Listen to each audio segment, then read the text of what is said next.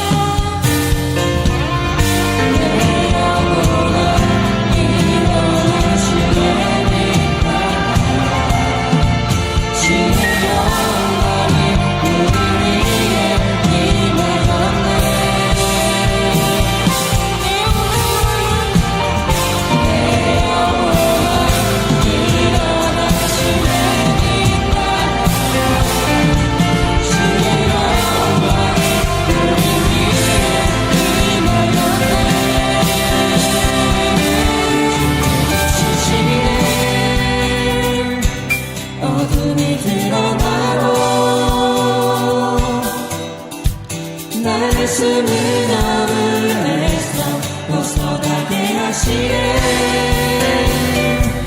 빛으로 일어서네. 어둠이 밝아지고 빛까지 누르시와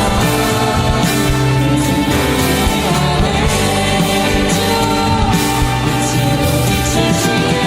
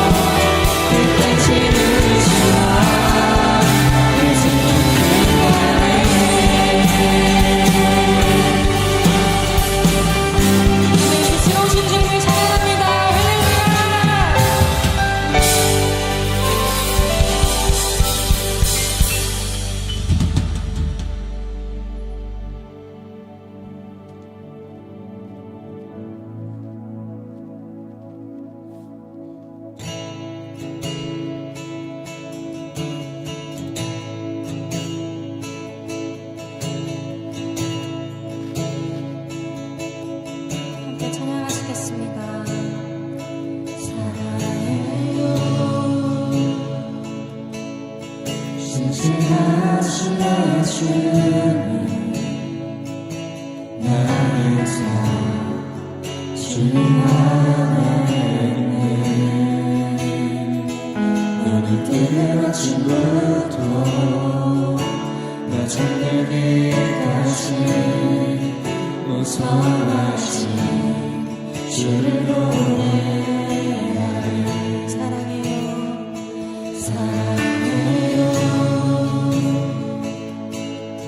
신실하신 나의 주님,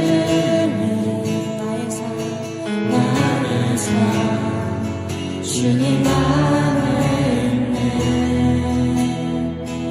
눈을 뜨는 아침부터 날 잠들기까지 웃어나신 주를 노래하리.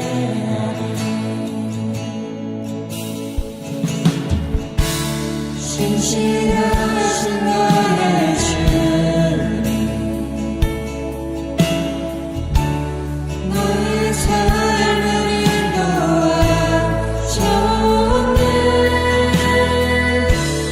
나의 모든 오늘 밤에 웃어나신 주를 노래하리.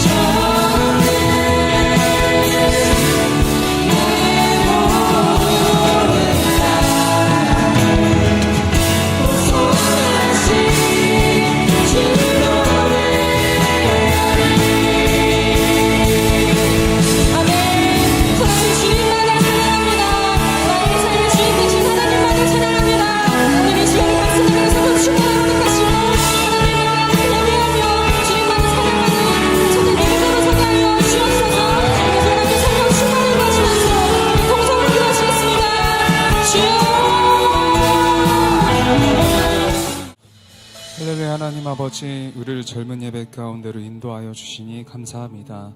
주님, 이 예배를 통해서 주님을 더욱 알아가는 시간이 되도록 도와주시옵시고 주님의 사랑을 깨달아가는 시간이 될 수 있도록 도와주시옵소서. 일주일간 우리가 저질렀던 죄를 이미 주님의 보혈로 죄 씻음을 받았음을 믿습니다. 우리가 죄로 인하여 주님을 만나는 것을 두려워하지 아니하고 사탄의 참소에 흔들리지 않도록 주님 도와주시옵소서. 주님의 은혜에 대해 우리가 감사하고 주님을 찬양하며 우리의 기쁨이 넘치는 시간이 될 수 있도록 도와주시옵소서. 죽음에서 부활하신 주님의 십자가 승리를 우리가 선포하게 하여 주시옵시고 복음을 통해 주님을 기뻐하는 오늘이 될 수 있도록 도와주시옵소서. 주님, 이제 사역들이 시작되고 새봄 행복 모임이 시작이 됩니다. 우리에게 예비된 영혼을 보내주시고 우리가 작정한 영혼들이 우리 교회에 모두 초청될 수 있도록 도와주시옵소서. 지속해서 사람들을 위해 섬기고 기도할 수 있도록 도와주시옵시고 그들을 불쌍히 여기고 사랑하는 마음을 우리에게 부어주시옵소서. 영혼들을 수청하는 것에 멈추는 것이 아니라 우리가 섬기는 일에 더욱 힘쓰게 하시고 영혼들이 우리 교회에 정착할 많은 일꾼들이 맺는 열매 맺는 시간이 되게 하여 주시옵소서. 이제 16호 17호 선교사님들을 파송받을 날이 얼마 남지 않았습니다. 선교사님들이 필리핀에 가서도 주님의 나라를 확장하는 역사의 주역이 되게 하여 주시옵시고 주님을 사랑하는 마음이 가장 우선시되어 사랑하는 마음이 필리핀 현지 사람들에게도 넘쳐 흐르게 하여 주시옵소서. 많은 일꾼들을 세우고 새로운 열매를 맺고 주님 안에서 더욱 성장하는 시간이 될 수 있도록 도와주시옵소서. 보내는 선교사님들도 재정이 풍족하셔서 선교를 후원하는 일에 멈추지 않고 지속해서 감당할 수 있도록 도와주시옵소서. 그 뒤로 많은 헌신된 예비 선교사들이 이어 선교지로 나아갈 수 있도록 상황과 재정과 하나님의 때를 허락하여 주시옵소서. 주님, 새로운 계절과 새로운 사역들 시작과 함께 더욱더 큰 열매가 맺히기를 원합니다. 우리 교회를 축복하셔 부흥케 하시고 일꾼들이 넘쳐나는 그런 건강한 교회가 되게 하여 주시옵소서. 재정적인 풍요로움과 서로를 사랑하는 모든 성도들 되게 하시고 부족한 부분들을 서로 채워가며 자기의 것을 서로 섬기는 그런 교회가 되게 하여 주시옵소서. 우리 담임 목사님께서 모든 사역 가운데 지치지 않도록 주님께서 돌봐 주시옵시고 주의 은혜로 성령으로 충만하여 아픈 자가 고쳐지고 마음에 병든 자가 다시 일어나며 목사님의 리더십과 많은 일꾼들과 같이 건강한 교회가 세워질 수 있도록 도와여 주시옵소서. 부족한 부분들 채워주시옵시고 건강과 체력과 영역과 지력과 재정까지 풍성하게 채워주셔서 목사님께서 집중할 수 있도록 도와주시옵소서. 이 모든 말씀 살아계시 역사하신 예수 주님의 이름으로 기도드렸습니다. 아멘. 안녕하십니까. 청년 A-3 목장 홍성빈 집사입니다.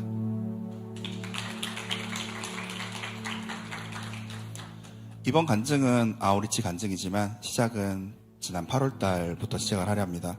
잘 다니고 있던 직장을 나와 새로운 사업을 시작하려고 했고 하나씩 계획을 잡아가면서 일을 했습니다. 그러나 하나님께서는 동업자와 틀어지게 하셨고 어떻게 해야 될지 고민하던 중에 어머니께서 당분간 좀 쉬어라 이렇게 말씀을 하셨습니다. 그래서 평소에 밤늦게까지 일을 한다고 듣지 못했던 제자대학 1학기를 신청해서 들을 수 있었습니다. 어느 날 목사님과 사모님과 같이 밥을 먹으러 가던 자리에서 아우리치 이야기가 나왔고 저는 그 현장이 매우 궁금하다는 이야기를 했습니다. 제 앞에서 절대 신학을 하지 않겠다고 호언장담했던 강윤희 청년이 목회의 길을 선택하게 된 가장 큰 계기가 아우리치였기 때문입니다. 그때는 아우리치 신청이 마감되어 있었고 사모님께서는 늦었지만 한번 신청을 해보아라 라고 말씀하셨습니다. 당시 저의 계획에는 아우리치는 없었지만 그래도 가고 싶던 마음이 있었기 때문에 아우리치를 신청하게 되었습니다. 사실 아우리치를 갈 수 있는 가능성이 낮았던 상황이라 아우리치 생각보다는 1학기 훈련을 마치고 이제 일을 시작해서 제 커리어를 이어나갈 생각을 하고 있었습니다. 그러던 중 아우리치를 갈 수 있게 되었다라는 이야기를 들었을 때 큰 걱정이 앞섰습니다. 마치 대학은 합격을 했지만 등록금을 어떻게 해야지 고민하는 그런 학생의 마음처럼 아우리치 비용과 그 사이에 제 직장을 구할 수가 있을지 이런 걱정들이 들었습니다. 아우리치 비용은 제가 들어놓고 있다가 만기가 도래했는데 제가 잊고 있었던 적금이 있어서 그걸로 충당할 수 있었고 그리고 오전에는 검정고시 수업과 그 다음에 저녁에는 과외를 할 수 있게 되면서 많진 않지만 남에게 손 벌리지 않을 정도의 생활비는 벌 수 있게 되었습니다. 모든 일정이 아우리치를 갈 수 있게 조정이 되었고 심지어 아웃리치 기간 동안 고양이를 봐줄 사람도 이렇게 구할 수 있게 되었습니다. 하나님께서 길을 준비하셨습니다. 그렇지만 이전보다 수입이 많이 줄고 또 바닥이 보이기 시작하는 모아둔 돈을 볼 때 내가 이 상황에서 아웃리치를 가는 것이 맞을까라는 고민을 하게 되었습니다. 내 마음속에서는 내가 잘 돼도 파국으로 가고 있구나 이런 생각이 들었습니다. 주변 사람들은 변호사, 사업가, 공무원 등으로 잘 살고 있는데 나는 이루어 놓은 거 없이 이렇게 살고 있구나 이런 걱정이 들었습니다. 그러던 중 한 찬송가의 가사가 떠올랐습니다. 나의 욕심이 나의 못난 자아가 언제나 커다란 짐되어 나를 짓눌러 나를 공곡해 하니 예수님 나를 도와주소서. 못다 이룬 꿈, 못 잡았던 인연에 대한 미련, 난 그걸 내려놨다 생각을 했는데 사실 전 그걸 외면하고 있었습니다. 내 의지로는 결코 거기서로부터 자유로울 수 없다라는 걸 알게 하셨고 그래서 찬송가의 가사처럼 하나님께 예수님께 도움을 구했습니다. 그래서 과외 수업 전 교회와 기도하고 묵상하고 하루는 날 잡고 스스로 징계도 내리며 아웃리치를 준비했습니다. 제자대학 1학기가 큰 도움이 되었습니다. 아웃리치를 출발하던 그날 아침에 어머니께서 전화가 왔습니다. 아들아, 선교를 간다는 생각보다 하나님 앞에서 낮아지는 자리로 내려간다 생각을 해라. 어머니의 말씀대로 아웃리치는 낮아짐의 자리였습니다. 나는 이런 사람이다. 나는 이렇게 해야 된다. 라는 생각을 버려야만 하는 자리였습니다. 아웃리치에서 전도를 나갈 때 팀별로 전도를 나갑니다. 우리 교회를 제외한 저의 팀은 다들 텐션이 높은 사람이었습니다. 저는 텐션이 높은 사람을 굉장히 힘들어합니다. 그런 상황에서 피곤하다 이거 못해 먹겠다 이런 생각보다 저들은 나에게 부족한 영혼 사랑하는 마음이 가득하구나 라는 걸 보게 되었습니다. 저는 아웃리치가 처음이라 경험 있는 사람들 옆에서 백지 전도를 할 때 그들을 보조해주며 하나씩 배워가려는 계획을 했습니다. 같은 조원들은 참 열정이 가득한 사람들이었습니다. 그들은 현지인에게 먼저 말을 걸고 오히려 저에게 직접 백지 전도를 해보라는 미션을 주었습니다. 정말 부담되는 미션이었지만 속으로는 정말 내 계획과 다르게 흘러간다 생각을 했지만 순종했습니다. 현지인들은 저의 어눌한 따갈로그를 들어주었습니다. 그렇게 한번 하고 나니 어느새 저는 다른 현지인에게 다가가 백지 전도를 하게 되었습니다. 필리핀 현지에서 가장 큰 충격을 받은 것 중 하나는 영접 기도를 할 때였습니다. 중학생 정도로 보이는 소년이었는데 제가 영접 기도를 하고 그 문장을 따라할 때마다 십자성어로 듣고 있었습니다. 필리핀은 가톨릭이 지배적인 나라입니다. 그들이 하나님을 아는 지식이 없어 악한 영이 그들에게 거짓된 진리를 씹어놓았다라는 것을 알게 되었습니다. 그것을 바로 알려주고 가르쳐줄 사람이 너무나 필요하다는 것을 알았습니다. 그러기에 악한 영을 대적하는 기도를 하게 되었습니다. 저는 매우 보수적인 사람입니다. 그 다음에 필리핀 아웃리치는 백지전도뿐만 아니라 행복모임도 즉석에서 현지인들을 초대해서 진행을 합니다. 백지전도 후 행복모임에 초대하며 오겠다고 말은 하지만 오지 않는 사람들이 대부분이었습니다. 그래도 어린아이들은 신나하며 왔습니다. 마을 농구장에서 행복모임을 하는데 2000년 전 예수님께서 갈릴리 바닷가에서 하신 게 이거였구나 라는 걸 알게 되었습니다. 행복모임은 복음을 전하는 방법으로 매우 훌륭합니다. 가장 원형에 가까운 복음 전파 방식이기 때문입니다. 저는 매우 보수적인 사람입니다. 그러나 저녁 집회에서 이번 아웃리치만큼은 거칠애를 생각하지 않고 예배를 드렸습니다. 찬송을 부르며 음이탈이 나든 말든 소리 높여 부르고 기도하고 설교 말씀을 들었습니다. 대표 목사이신 김성곤 목사님께서 선교를 나갈까 말까 이렇게 고민하던 그 이야기를 들었으며 선교는 인간의 노력으로 되는 것이 아니라 하나님이 정말 이끄셔야 한다는 걸 알았습니다. 선교의 자리는 김성곤 목사님께서도 낮아지는 자리였습니다. 이번 선교를 나가면서 언어와 문화 장벽으로 어려운 일들이 많았습니다. 그때 가장 큰 도움이 됐던 것이 현지인 사역자들이었습니다.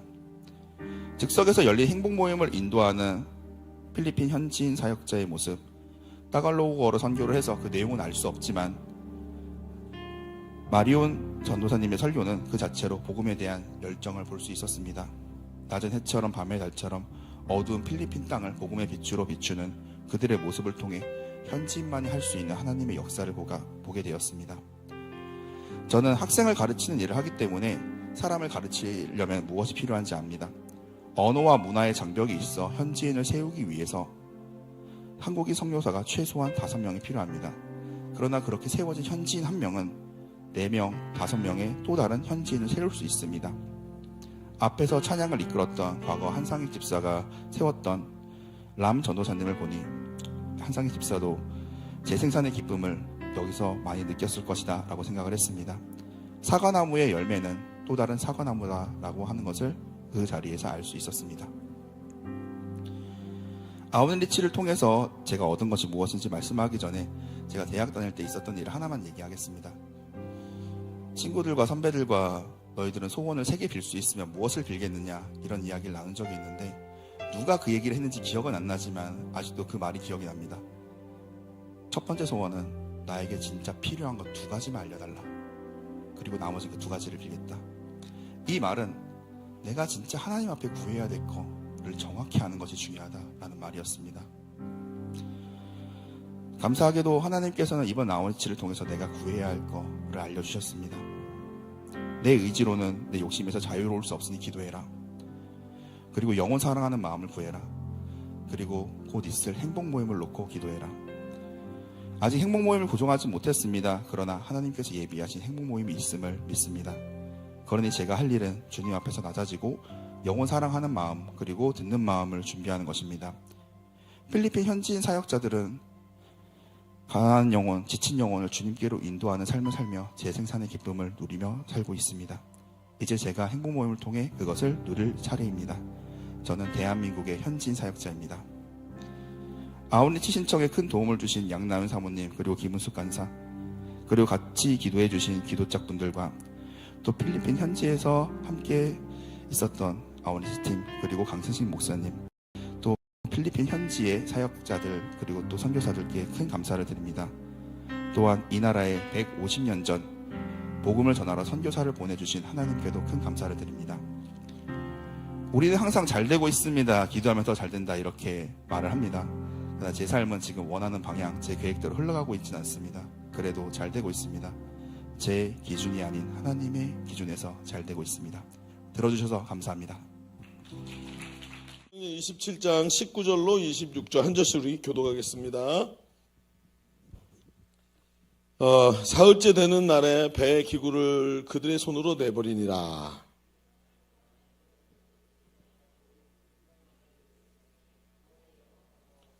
여러 사람이 오래 먹지 못하였음에 바울이 가운데 서서 말하되 여러분이여 내 말을 듣고 그레드에서 떠나지 아니하여 이 타격과 손상을 면하였더라면 좋을 뻔하였느니라.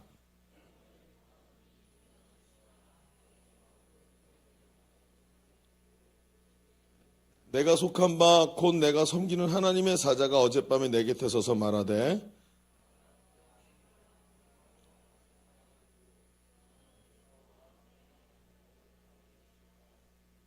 그러므로 여러분이 안심하라. 나는 내게 말씀하시는 그대로 되리라고 하나님을 믿노라. 그런즉 우리가 반드시 한 섬에 걸리리라 하더라. 아멘. 여러분, 뭔가 새로운 것을 시작할 수 있다는 것은 우리가 살아있고 건강하다는 뜻이죠. 여러분, 이제 내일 또는 모레 새 학기가 시작되시는 분들 손 들어보세요. 그래요. 축하해요. 뺑이 치세요. 그래요. 새로운 일이 시작되는 거죠. 새 학기가 시작되는, 내가 학교 다닐 때는 그런 느낌을 모르죠. 해야 될 일 많아지고 공부도 해야 되고, 그러니까. 그런데, 돌이켜서 생각해보면 새로운 것을 시작할 수 있다는 게 축복이구나. 못하는 사람들도 많잖아요. 그리고 또 이런 거죠. 새로운 인생을 시작하는 신혼부부가 되겠다고 오늘 바퀴벌레 2마리가 왔었어요. 그래서 저한테 저기를 주고 갔어요. 얼마나 이쁜지, 예쁜 바퀴벌레들. 그러니까 와가지고, 그렇죠. 새로운 걸 시작하는 거죠. 아주 귀한 겁니다. 또, 새로운 사업을 구상하는 사업가, 새로운 기술을 습득하기 위해서 노력하는, 취준생. 너무나 대단한 거죠. 이 사람들의 특징이 뭐죠? 희망차게 미래를 준비하는 사람들의 모습, 건강하고 아름다운 모습이에요. 그러니까 항상 머물러 있지 않고 새로운 것을 추구하는 사람. 근데 오늘 우리가 어떤 날이냐면 앞에도 여러분 보셨지만 새로운 사역의 시작을 알리는 주일을 오늘 맞이했어요. 하나님께서 예비하시고 준비하셔서 이 새로운 사역을 통해서 위대한 일을 이루어 가실 이 이름도 새봄사역이에요. 그런데 여러분 보세요.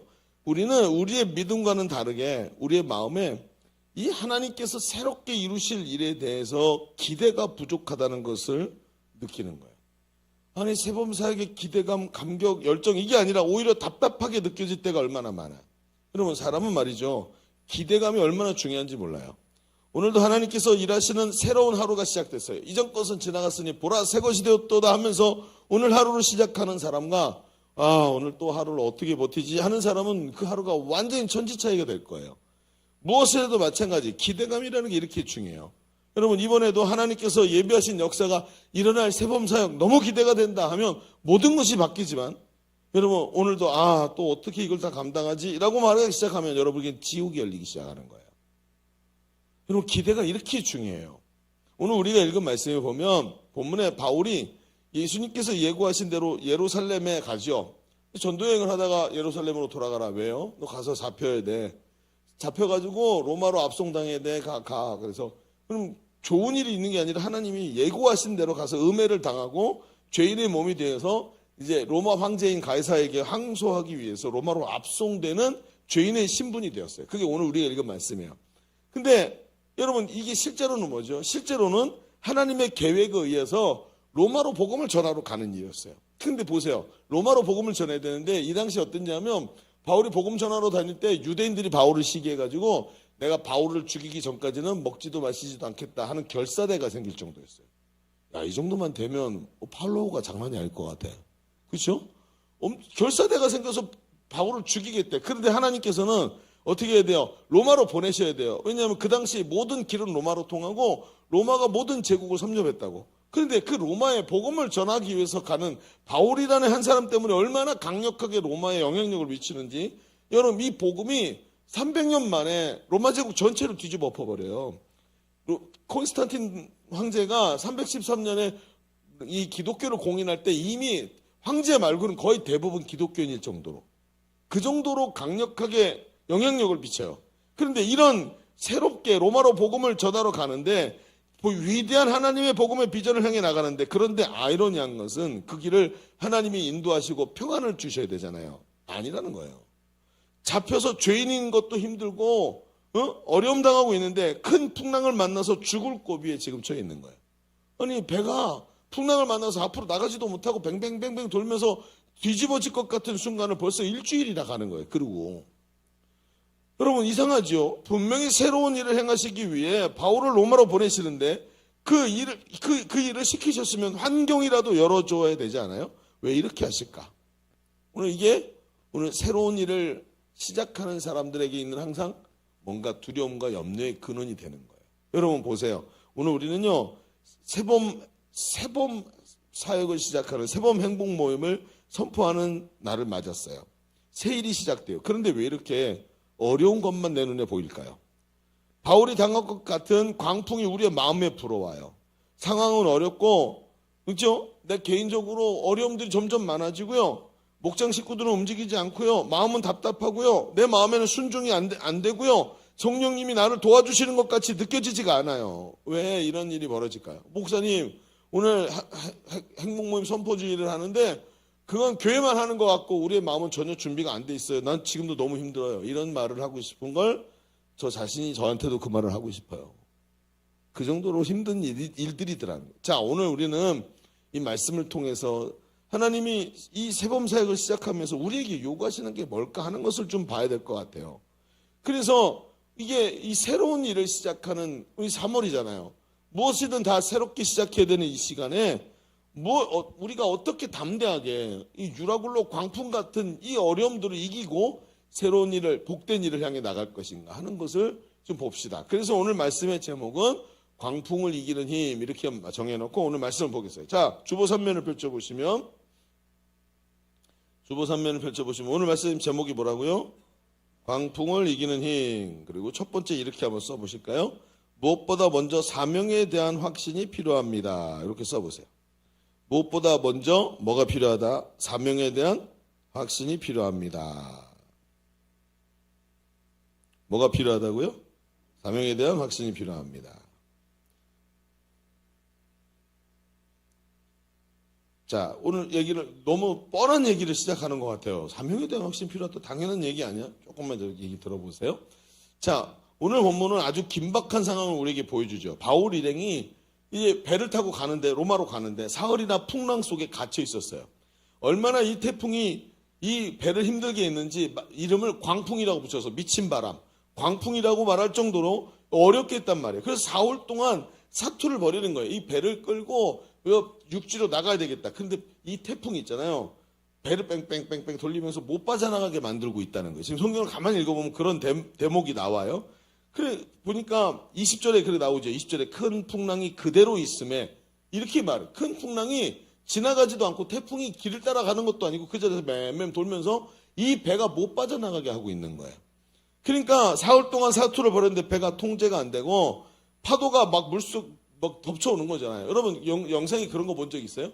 큰 화물선이 가다가 하늘로 파도가 집채만한 파도가 오니까 파도를 타고 쭉 올라갔다가 팡 하고 떨어지는데 잠수함처럼 물속으로 쑥 들어갔다 나오는 거. 이런 게 요즘 배는 그래도 튼튼해서 그게 되거든요. 옛날 이런 배들은요, 그렇게 하면 바로 물이 들어오니까 막 침몰하고 이런다고요. 그래서 어떻게 해요? 이런 풍랑이 오잖아요? 물건을 버려서 배를 가볍게 만들어야 돼요. 떨어졌을 때 물속으로 다이빙하지 않도록.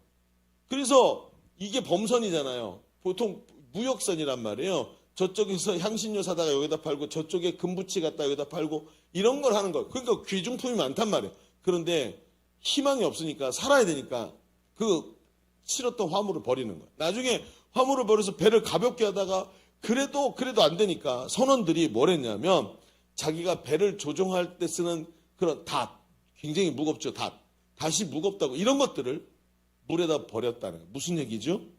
소망이 전혀 보이지 않는 거예요. 이걸 버리면 배를 컨트롤할 수 없는데도 이걸 버리는 거예요. 살아야 되니까. 구원의 오늘 20절에 보니까 뭐라 그랬냐면 구원의 여망, 남아있는 조그마한 소망도 없었다. 구원의 여망마저 없어졌더라. 풍랑이 그대로 그들을 가두고 있어서 자기 생명을 놔버렸다는 거예요. 여러분 우리가 이 상황을 이해할 수 있을까요? 여러분 이 자리까지 가본 적 있으세요? 이런 사람 별로 없어요. 진짜로. 그때 바울이 이제 이상한 짓을 하는 거예요. 완전히 소망이 전혀 보이지 않는데 그 작은 희망마저 없어 쓰러진 사람들 속에 바울이 우뚝 서요. 그리고 21절에 이렇게 말을 해요. 여러 사람이 오래 먹지 못하였으면 바울이 가운데 서서 사람들 한가운데 딱 나가서 섰다는 거예요. 그러면서 말하되 여러분이요 내 말을 듣고 그레데라는 동네에서 떠나지 아니하였다면 이 타격과 손상을 면하였으면 좋을 뻔하였느니라. 그레데라는 항구에서 떠날 때 바울이 말렸거든요. 지금 가면 안 된다. 근데 이걸 안 듣고 갔단 말이에요. 자, 이 내용이 뭐죠? 거봐, 내 말 안 들어서 그렇지, 자식들아 쌤통이다. 이런 회의적인 얘기일까요? 그게 아니에요. 여러분 잘 들어보세요. 바울 서신이 많죠. 바울 서신을 들어보면 바울은 수사학에 아주 능한 사람이에요. 수사학이 뭐냐면 말을 통해서 사람의 마음을 바꾸는 학문이에요.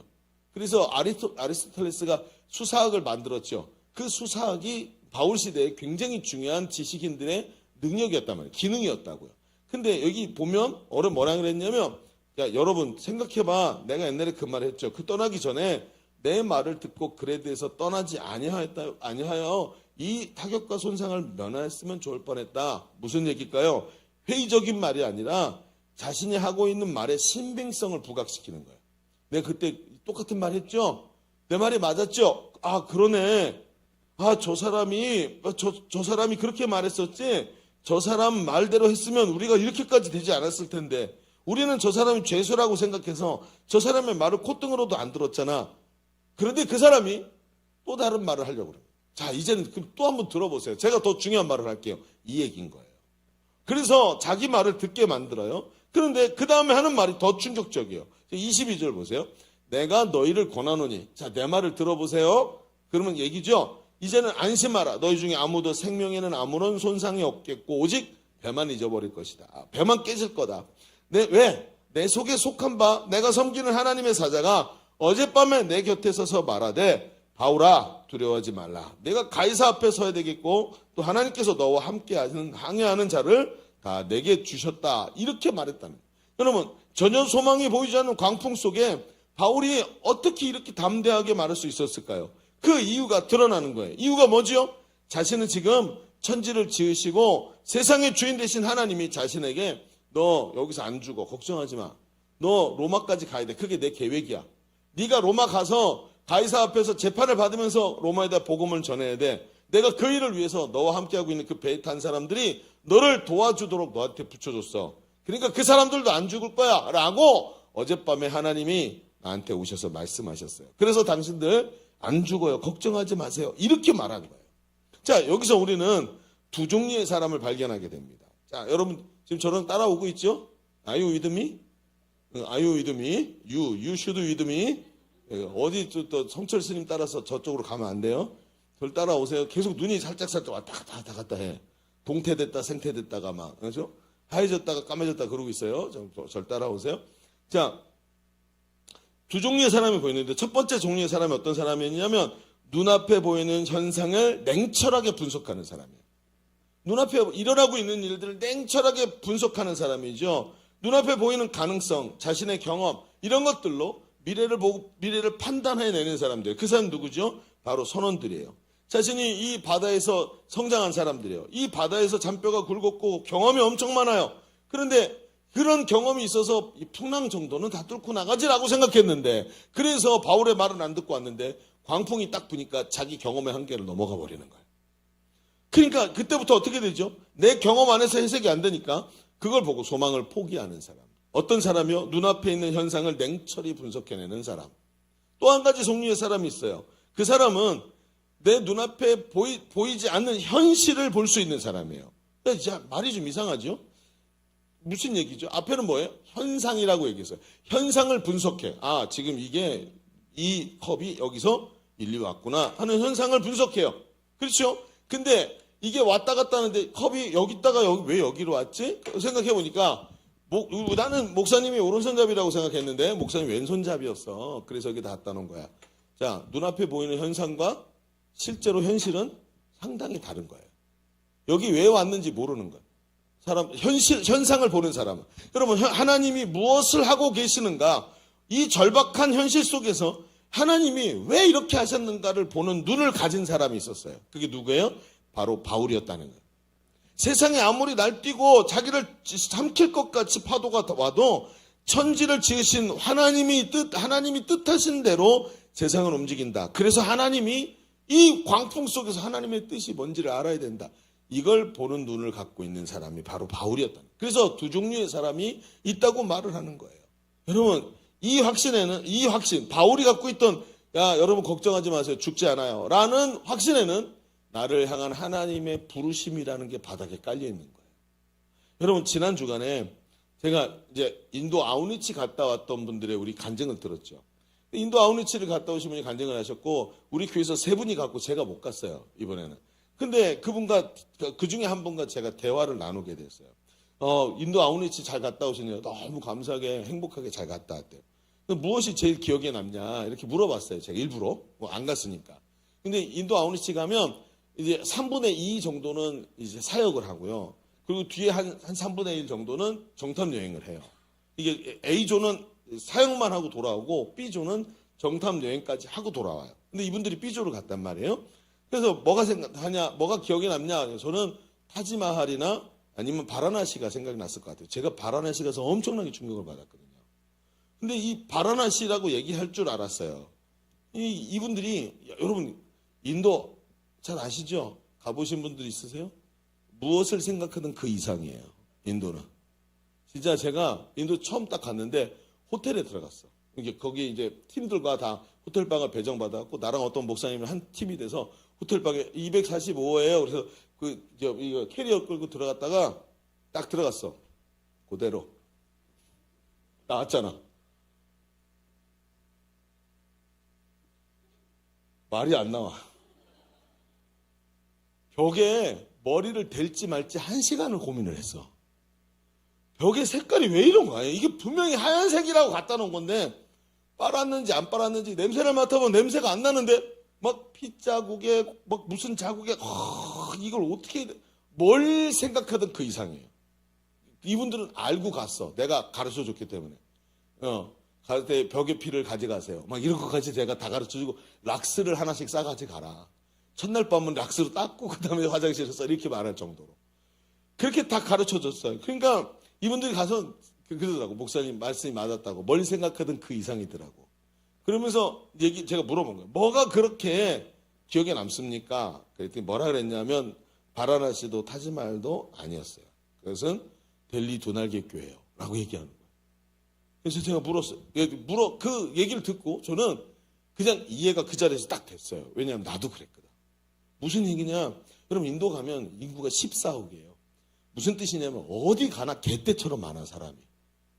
화장실 가도 막 한 30분 기다려야 되고 밥 먹을 때도 30분 기다려야 되고 뭐 자동차를 타든 뭘 타든 막 개떼같이 많은 사람들 그 개미들이 개미 붙잡고 바글바글 모이는 거 있죠. 그처럼 모여서 나도 그렇게 타야 돼. 뭘 하든. 미치겠는 거지. 근데 이 14억이 넘는 사람이 종교심이 엄청 강해. 그래갖고 다신 종교인 힌두교, 게다가 시크교, 이슬람교까지 온 나라가 종교로 가득해요.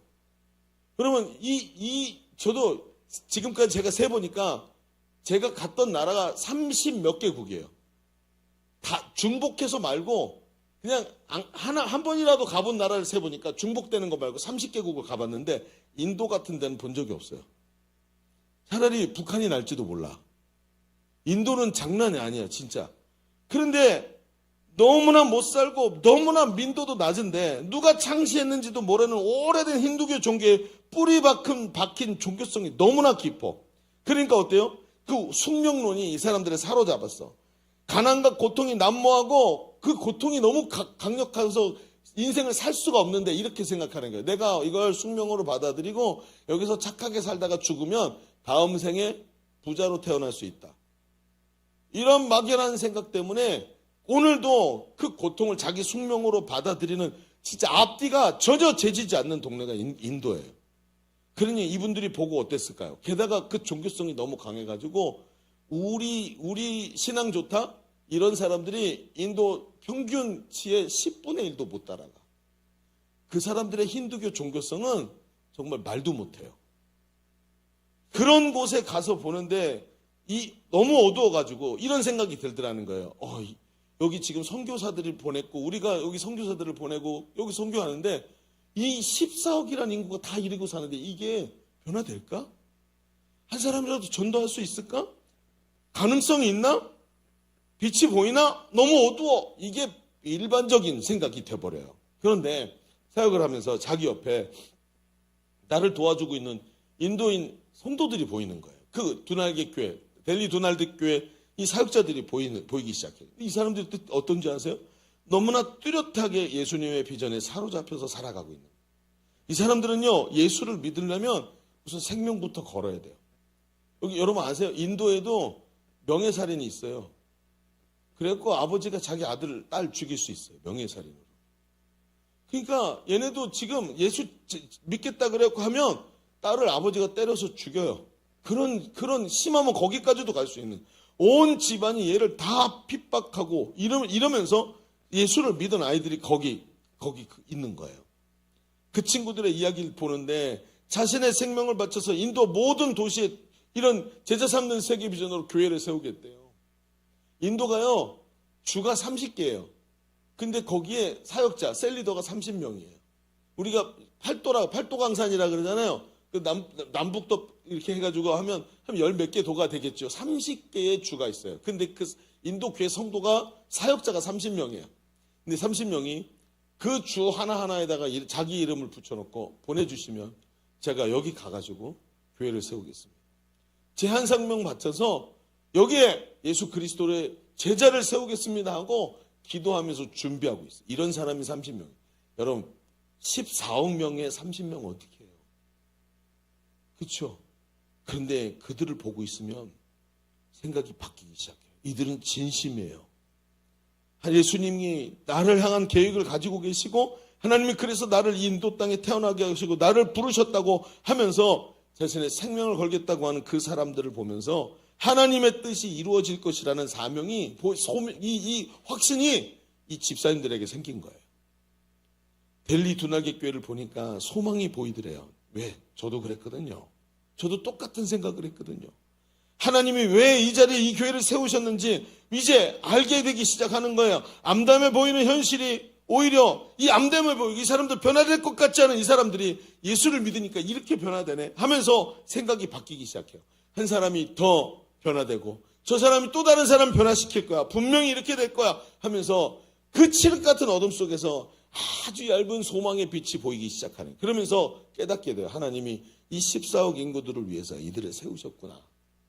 알게 돼요. 여러분, 사명을 가진 델리 두나게 교회를 보니까 눈앞에 보이는 14억이 현상이고, 그렇죠?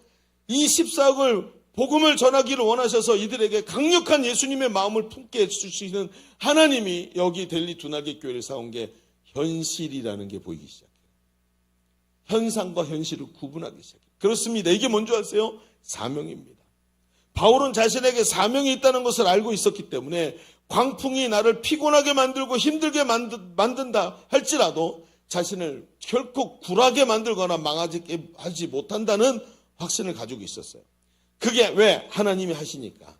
하나님이 주신 사명을 가지고 있으면 반드시 그 사명이 이루어지고 그 사람을 통해서 변화가 일어나는 것을 우리는 믿습니다. 이게 뭡니까? 소망이고 소명이고 사명이라는 거예요.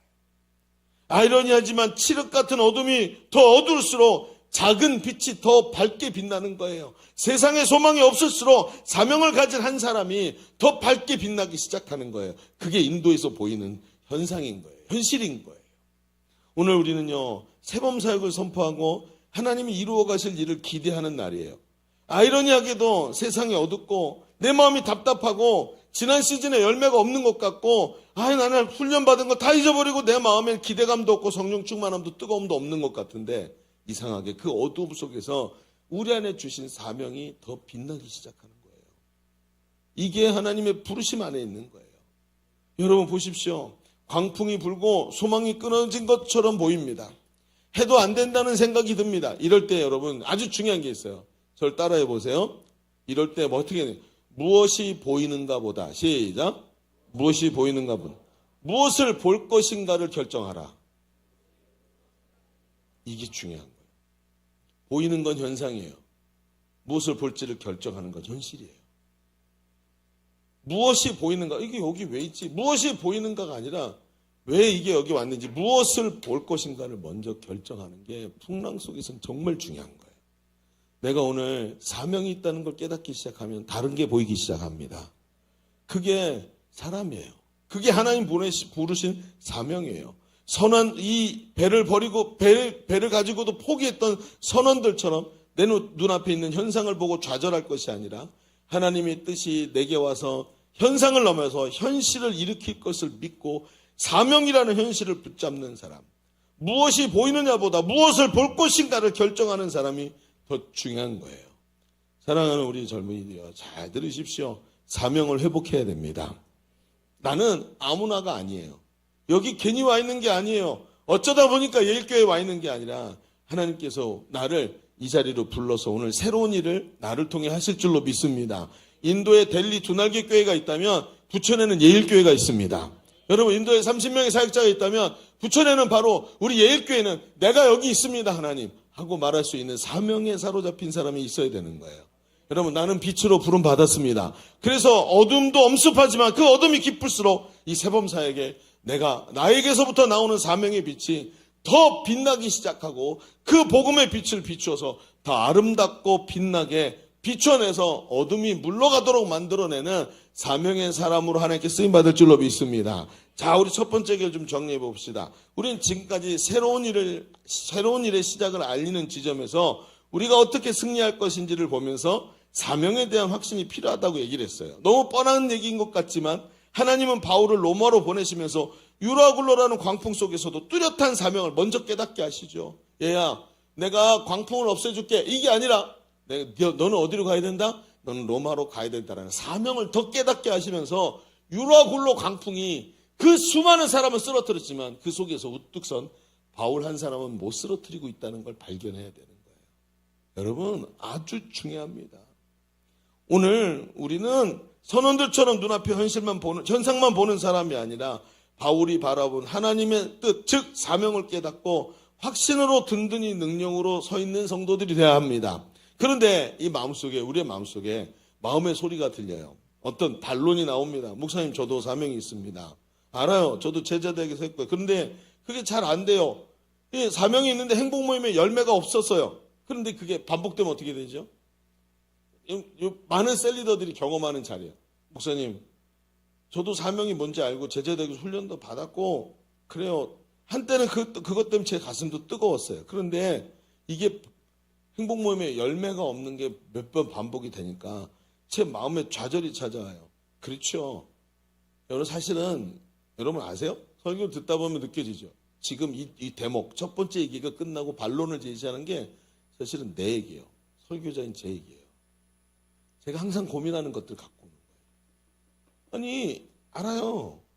목사님 사명이 중요한 것도 알고 사명이 빛나게 만드는 것도 알아요. 그런데 해보니까 반복적인 절망감이 제일 무서운 거 아니에요?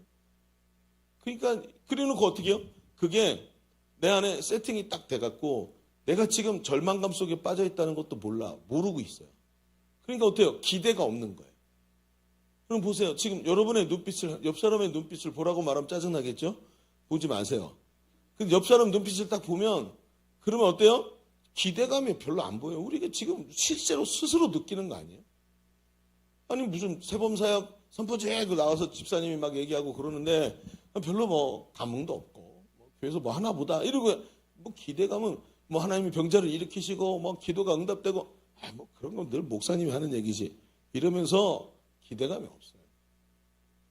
그게 오늘 우리에게 가장 어려운 거예요. 저는 항상 하나님 말씀에 은혜가 있잖아요.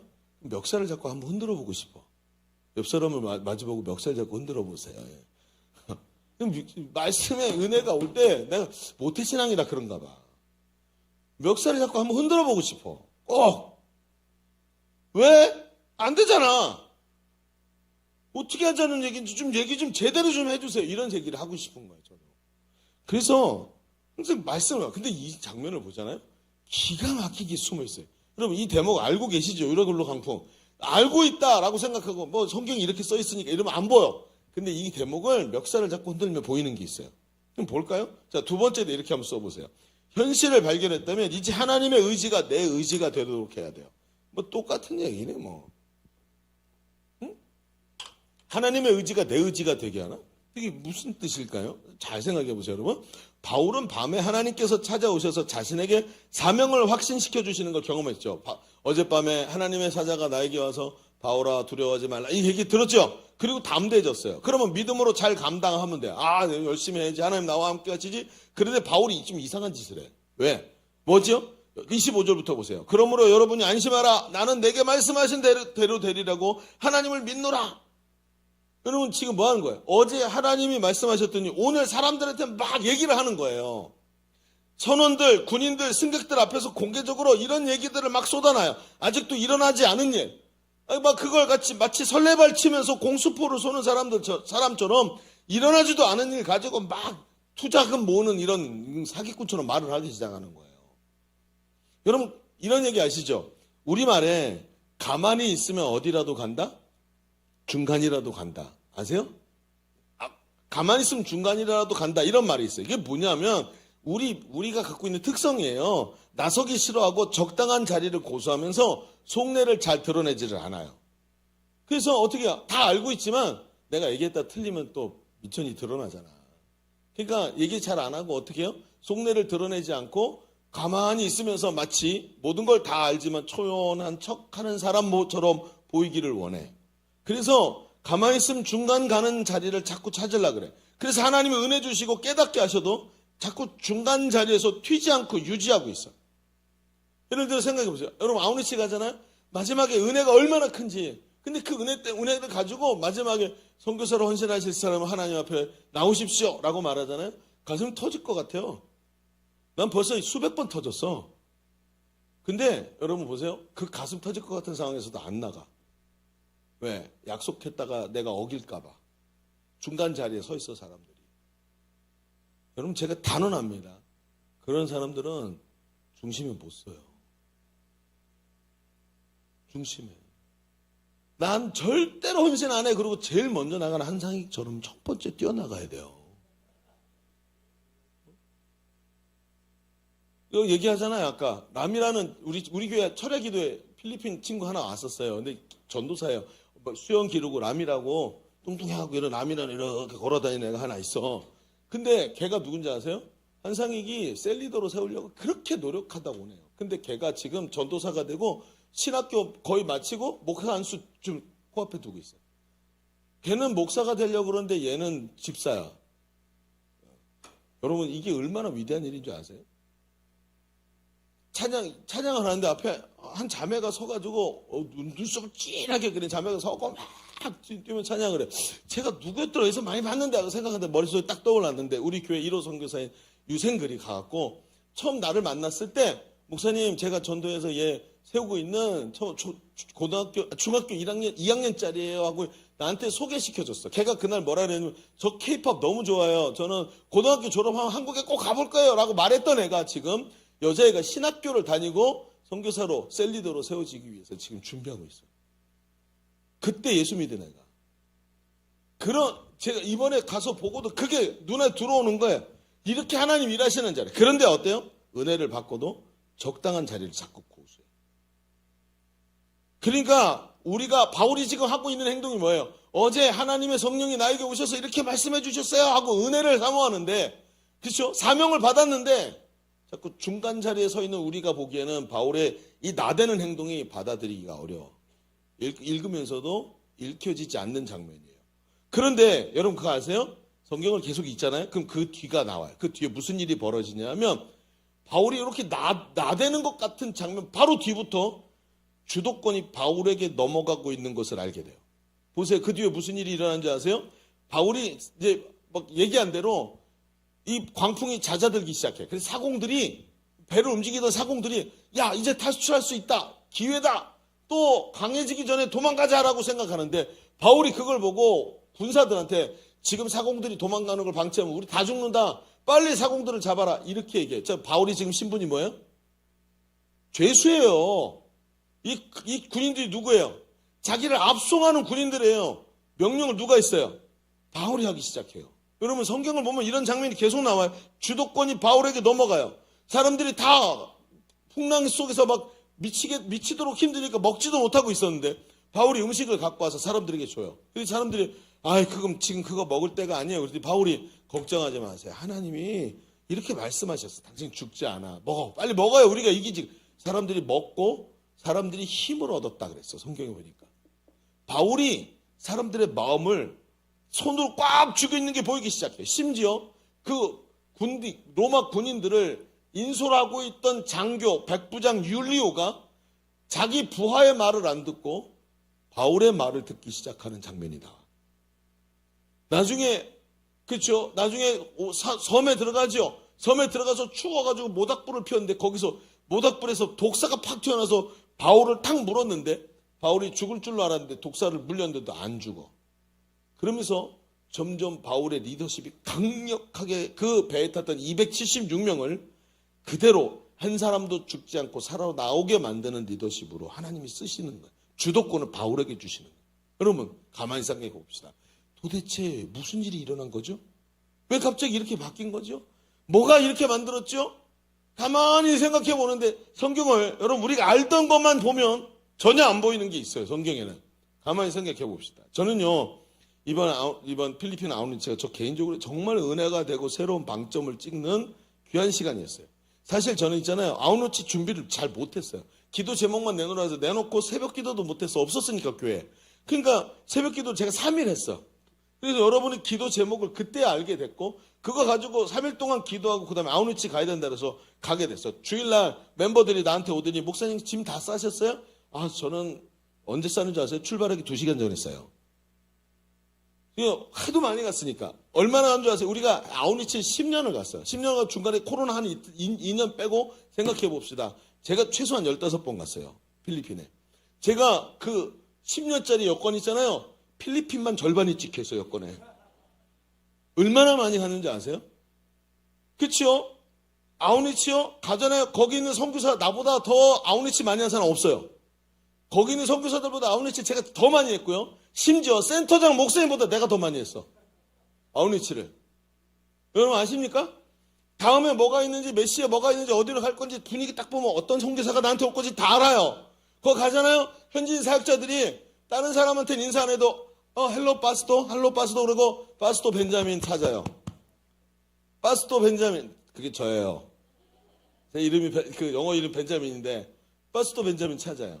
얼마나 많이 봤는지 거기 있는 사역자들 다 저를 알 정도예요. 여러분, 근데 어때죠? 보세요. 그렇게 많이 가니까 어떠냐 하면 다 아는 내용, 기대감이 없어요. 제가 느끼는 거예요. 아, 여행 가이드가 이렇구나. 파리 에펠탑을 갔는데 감흥이 없어. 나도 많이 가서 아, 덥다, 힘들다. 안 더운 방법을 찾기 시작해요. 아, 올라갔다 오세요. 그럼 밑에서 자기 아이스크림 먹고 시원한 데서 부채질하고 있는. 그러면서 체력을 보강해야죠. 다음에 또 와야 되니까. 저 사람들은 막 신났고 막 사진 찍으러 다니는데 딱 그게 저였어요. 힘들지 않아야 돼요. 그래서 월요일 아침에 억지로 짐 싸고 더운 게 싫어서 아, 이번에 진짜 더위에 지치지 말자. 그러고 손 선풍기 있잖아요. 손으로 들고 있는 선풍기 하나, 목걸이 이렇게 매면 여기 이렇게 선풍기 이렇게 하면 여기서부터 계속 바람 올라오는 거, 그걸 하나를 챙긴 거야. 챙기고 충전을 딱 시키고 막 샀어요. 그리고 비행기 안에서 볼 영화 다운받아갖고 지루하니까, 여러분 필리핀 에어는 아주 지루해요. 앞에 뭐죠 이거? 스크린 하나 없어. 그리고 그거 보려고 이렇게 해서, 그리고 각 출발을 했네요. 출발해서 도착했는데 새벽 2시 반에 도착을 해요. 그리고 잠을 자야 되는데 아침에 6시인가 7시인가 일어나가지고 아침에 더운데 이가 큰일 났다 그랬고 딱 찾아 선풍기 가지고 오늘 나가야지 하고 손 선풍기 딱 찾는데 집에서 충전기에서 안 뺐어. 안 갖고 온 거야. 짜증이 팍 올라오는 거예요. 그런데 현장에 나가야 되잖아요. 첫날부터 미션 이 뭐라지 빙고 하라고 그래. 빙고 저 수십 번 해봤어요. 그 수십 번 했다네 진짜. 근데 그 빙고 해갖고 오래요. 막 그러면서 얼마나 짜증스러웠을 거예요. 근데 이상한 거예요. 이상한 걸 느꼈어요. 왜냐하면 빙고가 너무 재밌어. 미쳤나? 빙고가 왜 재밌지 이게? 그래서 그 빙고 내용도 뭔지 아세요? 뭐 손으로 현지인 7명과 손으로 하트를 만들어 사진을 찍어내세요. 유치해 죽겠어! 근데 이게 너무 재밌는 거예요. 왜 갑자기 재밌지? 그럼 가면 제가 팀장에 다른 교회에서 다 모였기 때문에 선교사 그래봤자 얘네랑 나이가 똑같아. 그래갖고 리더십이 없어. 그래서 목사님이 각 팀마다 목사님들이 있고 참여했던 목사님들이 거기 팀장을 시켜. 그럼 나는 뒤로 빠져갖고 선교사한테 선교사님이 하세요. 그러고 난 뒤에서 이렇게 떨어지는 애들이나 이렇게 붙잡아주고 이러고 있었다는 거예요. 근데 이상하죠? 내가 너무 전도를 하는데 전도가 너무 재밌는 거야. 앞에 복음을 듣는 애들이 너무 사랑스러워서 막 끌어안아주고 막 걔들 붙잡고 막 기도해주고 있는 거예요. 내가 너무 신이 나는 거예요. 그래갖고 뭐 길거리에서 해피미팅 행복 모임을 하는데 길거리에서 막 해요. 애들 막 주면 애들이 와갖고 캔디 그러고 쫓아오면 걔네들 앉혀놓고 행복 모임을 하는 거예요. 엄마들도 따라 나오고 그 행복 모임을 하는데 그 뭐죠? 뭘 하면서 막 기타 치면서 내가 뭘 이러고 있는 거야. 내가 지금 미쳤나? 이런 생각이 들 만큼 왜 갑자기 이게 재밌지? 그러면서 혼자 은혜 다 받고 저녁 시간에 여러분 점프 막 하고 하잖아. 아까 영상에 나왔죠? 얼마나 뛰는지 이번에 한 친구가 그렇게 말했어요. 종아리가 터진 줄 알았다고. 집에 돌아오는 그 비행기 안에서 종아리가 부어가지고 막 이렇게 예, 그 얘기했어요. 박모 성인이가 그렇게 말했어요. 종아리 터질 것 같다고. 얼마나 뛰는지 알아. 근데 저는 도가니가 이제는 그거 뛰면 안 되는 도가니야. 걔는 이게 뭐 끝까지 못 뛰고 이렇게 뛰는 척 이렇게 뛰는 척. 근데 이번에 있잖아요. 본 사람 있나요? 제가 무릎까지 점프를 했어요. 너무 신나는 거야. 찬양이 이렇게 좋을 수가. 연주요? 개판 5분 전이야. 들을 수가 없어. 연주가 다 현지인들이 치는데 막 짜증스러워. 그런데 이렇게 재밌을 수가. 여러분, 제가 뭘 발견했는지 아세요? 내 마음이 달라져 있구나. 여러분, 제가 안식오를 갔었잖아요. 한 달을 쉬었는데 마음에 그렇게 막 이렇게 막 계속 긴장하다가 왜 고무줄 늘어나고 더 이상 안 늘어나죠. 더 이상 늘어나지 않는 그런 상태였던 것 같아요.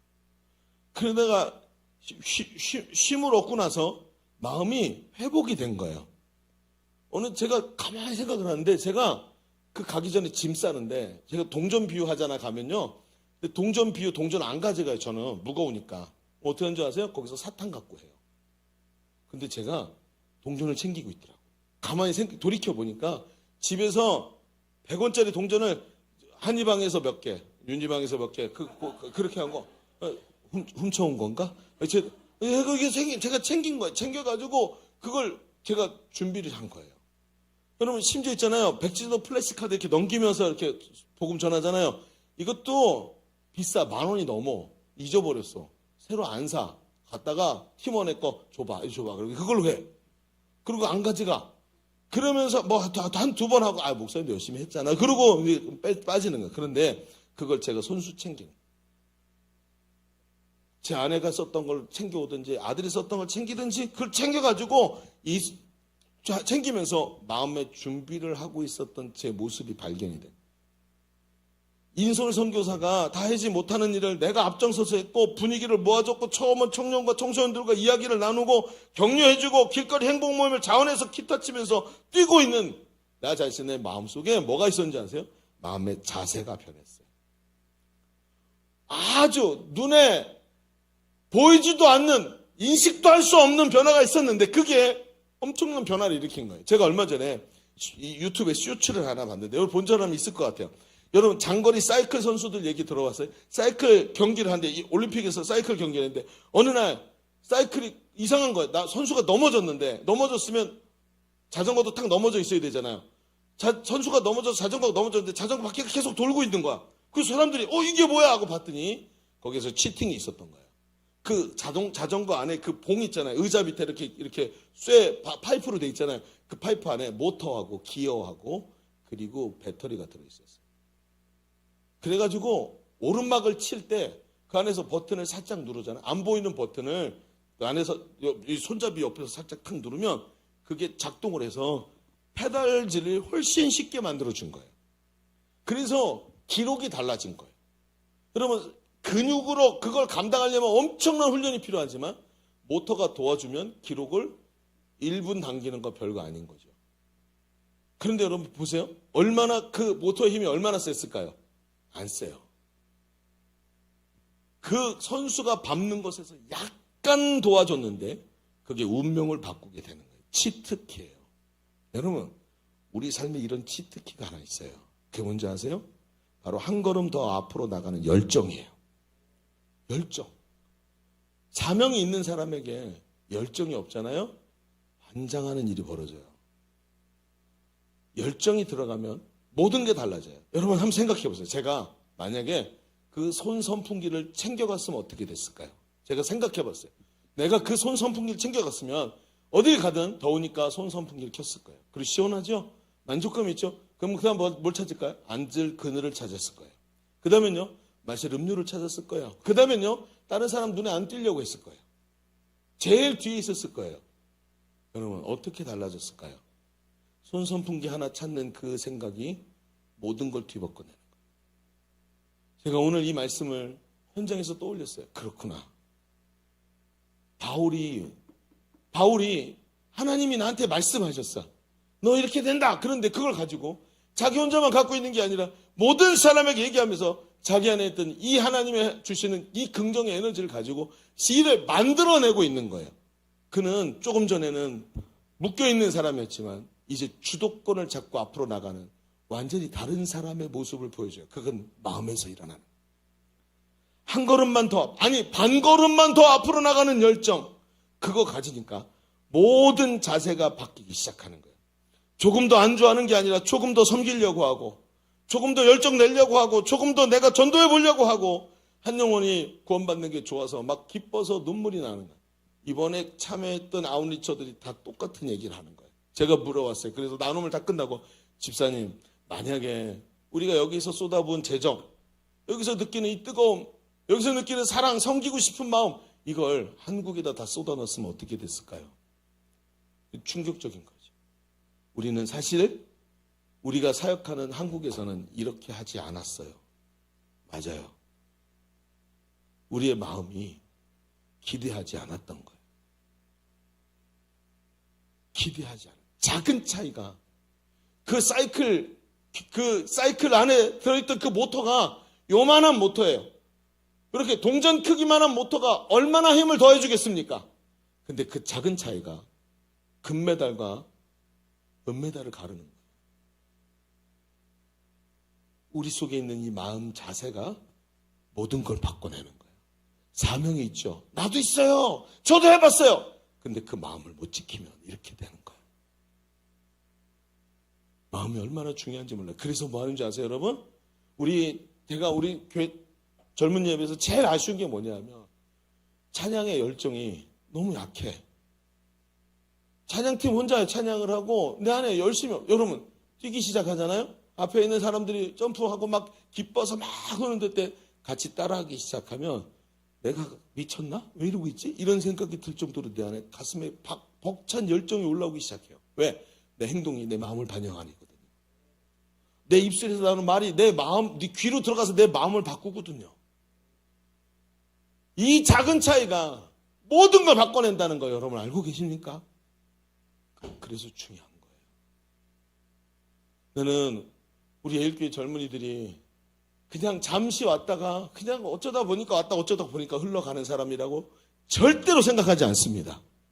저는 여러분을 제 목숨을 바쳐서라도 예수님 제자로 삼겠습니다. 여러분 동일한 마음을 가지십시오. 지금도 이번에도 우리 조수민하고 박성인하고 같이 파송을 받아요. 돈이 엄청나게 들어가요. 담임 목사가 재정이 쪼들리면요 숨이 막혀요. 근데 제자를 세워야 되거든요. 현장을 체험해야 되거든요. 무슨 수를 써서든 보낼 거란 말이에요. 여러분 교회가 건물 안 지어도 괜찮아요. 하나님의 일꾼들이 이런 이런 사명을 가지고 열정을 가지고 나갈 수 있는 하나님의 일꾼이 한 사람만 더 세워진다면 그게 주님의 뜻인 줄로 믿습니다. 그러기 위해서 하는 거예요, 이걸. 우리는 그냥 교회나 크게 만드는 그런 교회 절대로 안 만들 거예요. 예수님의 제자들이 세상을 변화시키는 그런 교회를 만들 거라고요. 여러분의 삶이, 복음이 여러분의 삶을 변화시키고 여러분의 삶이 세상을 변화시키도록 만들 겁니다. 그게 예수님 원하시는 거니까. 그래서 마음이 그리 중요한 거예요. 여러분 포기하지 마세요. 저도 포기하지 않을 거예요. 지금까지도 너무 힘든 길을 걸어왔지만 앞으로도 절대 쉽지 않은 유라굴로가 올 거예요. 그러나 저는 유라굴로가 무섭지 않아요. 하나님이 나에게 사명을 주셨기 때문에요. 그리고 앞으로도 뒤로 느긋하게 뒷짐지고 손선풍기 들고 걸어가지 않을 거라고 하나님하고 약속했습니다. 저는 손선풍기 들지 않겠습니다.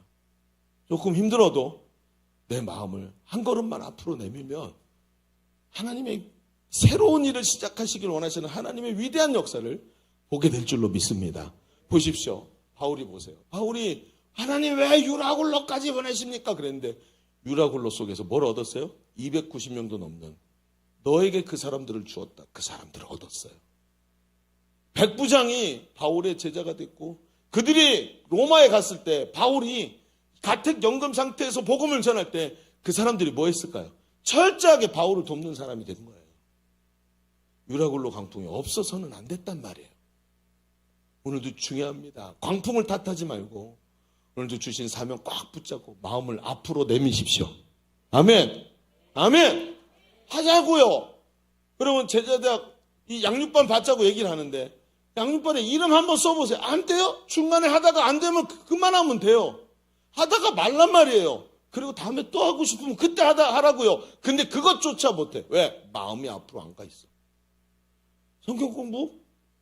여러분 그냥 성경 공부가 아니에요. 사람을 변화시키는 하나님의 능력이 있단 말이에요. 인생 전체를 바꿀 줄로 믿습니다. 그게 변해야지 여러분의 삶을 통해 세상이 바뀐단 말이에요. 그래서 여러분을 하나님의 사람으로 세워내야 된단 말이에요. 그게 교회가 할 일이라고요. 여러분 도전하세요. 마음을 바꾸세요. 특히 우리 예일교회 오래된 사람들, 예일교회에서 태어난 사람. 왜? 예일교회에서 태어났어 얘. 그리고 선교사 갔다 오고 지금도 생명 바쳐서 가고 있잖아. 중요합니다 여러분. 특히 신앙생활 오래 한 사람들 마음 자세를 바꿔야 됩니다. 경험 많고 체험 많고 신학 공부하고 선교사 갔다 오고 셀리더들 마음의 자세를 바꿔야 됩니다. 거기서 역사가 일어나는 거예요. 그런 능력의 역사가 새로운 일을 시작하는 이 세범 사역을 시작하는 우리들을 위해 하나님의 능력으로 임할 줄로 믿습니다. 자, 기도합시다.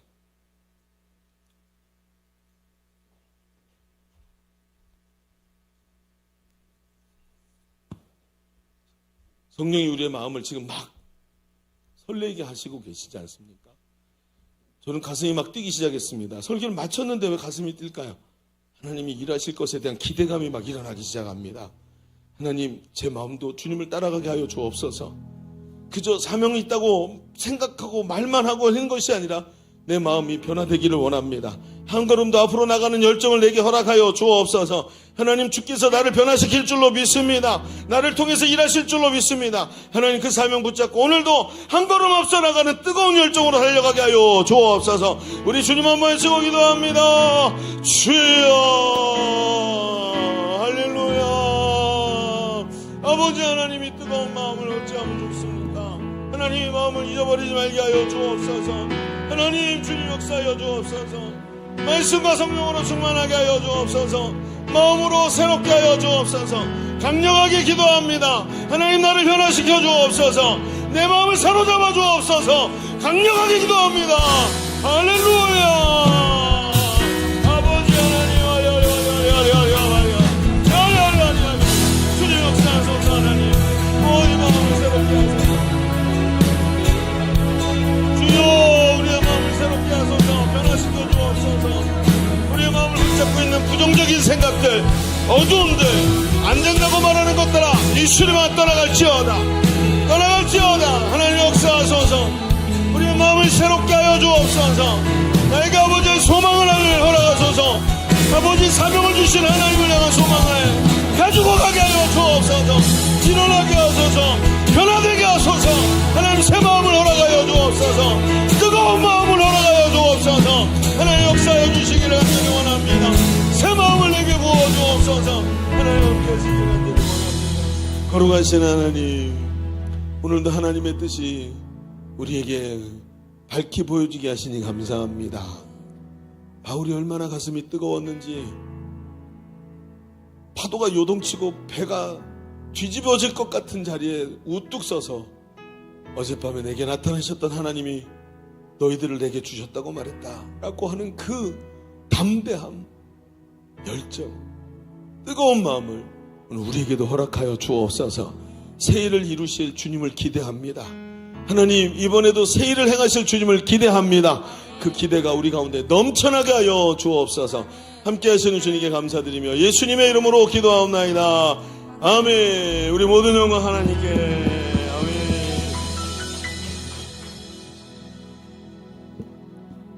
우리 함께 찬양하시면서 준비하신 예물 준비 올려드리겠습니다.